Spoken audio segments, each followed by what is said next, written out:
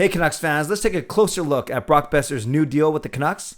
And I want to share a word or two about my new membership tiers. I am Canuck Clay, and this is my Canucks take all in one take. It's Clay's Canucks commentary for Saturday, July the 2nd. If you're new, here's what you should do. Hit the subscribe button now for daily Canucks insight that's positive, timely, and trustworthy.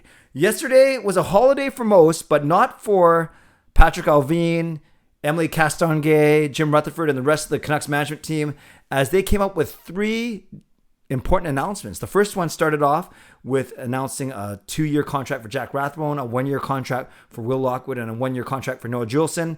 Then they released news about their finalizing their coaching staff, promoting Trent Cull, hiring Mike Yeo, bringing Jeremy Colleton in for Abbotsford, and then saying goodbye to Brad Shaw. And then the biggest one broke in the middle of the afternoon. Brock Boeser signing a 3-year contract worth just under $20 million, $19.95 million. That's $6.65 million a season for the next 3 years. And in essence, avoiding arbitration and avoiding the 1-year qualifying offer. So I want to break that down a little bit, talk about why it's important, and then I'll end off talking about a quick word about my new membership tiers that I also launched yesterday as part of as on July the 1st. Okay, so with this deal, the first thing is you are getting a cost-controlled top 6 winger. Some would even say a top line winger. I know not everyone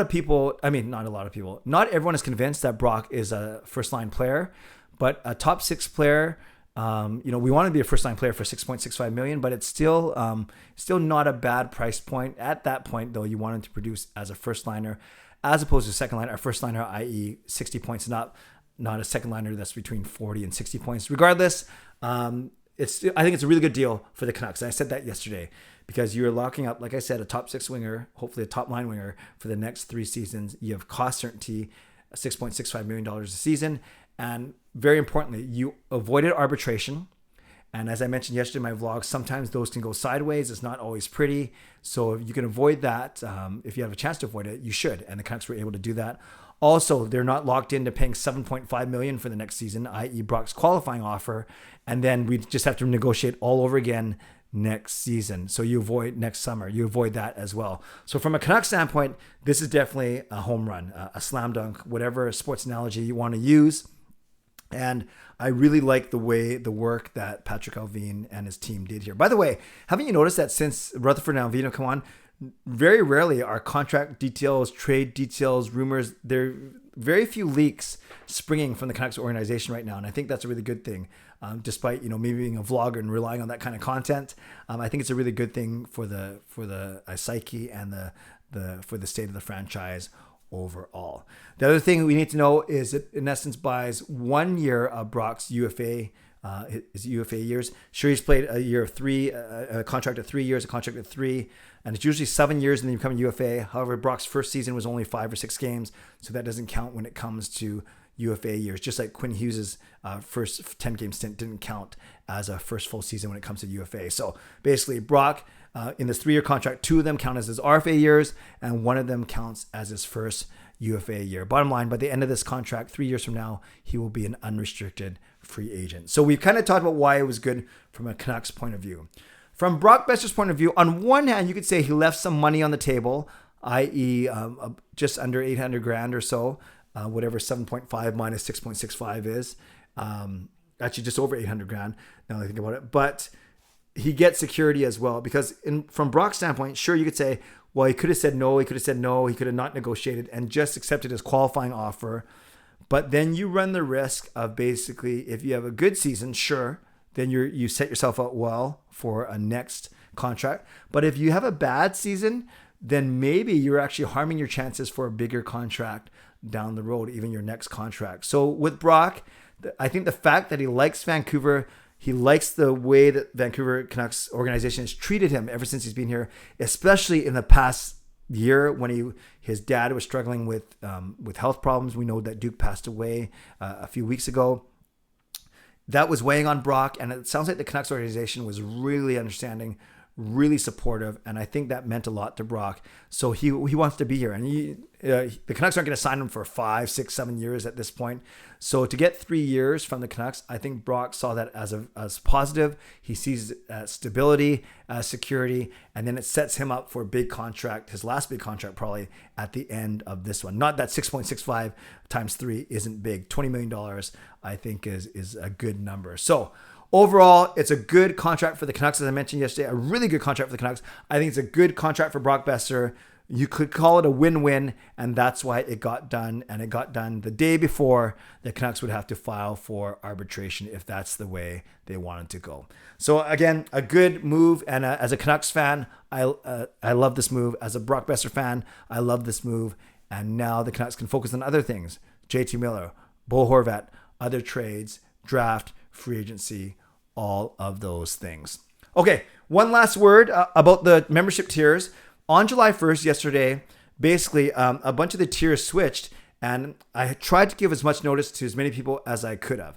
Basically, there's no more All-Star level, so all the 30 people in All-Stars actually had their memberships ended yesterday.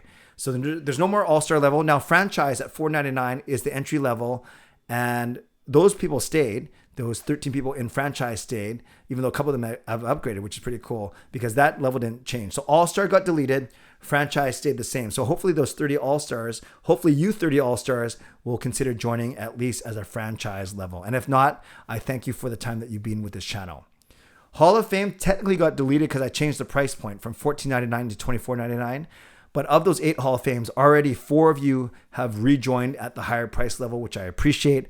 And then I canceled Hero because there's no one in it, and Legend stayed the same. So bottom line, as I contracted from 5 levels to 3, franchise stayed the same, and Legend stayed the same.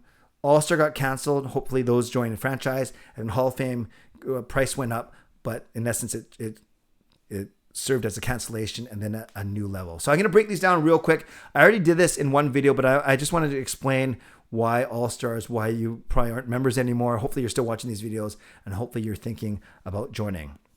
So franchise, $4.99 a month, entry-level tier, monthly members live stream, monthly members ask me anything, written acknowledgement, all my videos, descriptions, 10% off of CCC merch coming either late summer or early fall, loyalty badges, and custom emojis. So those 6 perks for franchise, $4.99 a month. Hall of Fame moves from $14.99 to $24.99 a month, but this you get a lot, and this I think technically is your best bang for your buck. You get all the franchise tier perks, plus a one-on-one Zoom chat with me every 2 months. I love those. Those are the best way to get to know you. A monthly member Zoom chat for Hall of Fame and up. Early access to certain videos, also behind-the-scenes videos and exclusive videos. Priority replies to comments you leave on videos and in Ask Me Anythings. Occasional appearance at my live streams that I do, and 15% off, so 5% more, 15% off CCC merch coming late summer or early fall. So that's the Hall of Fame tier, $24.99. Already half of the current Hall of Fame, the old Hall of Fames moved up to that already in the first day. Thank you. And I also had 2 franchise members move up to Hall of Fame, which is awesome. So we already have 6 Hall of Fame members at the new tier.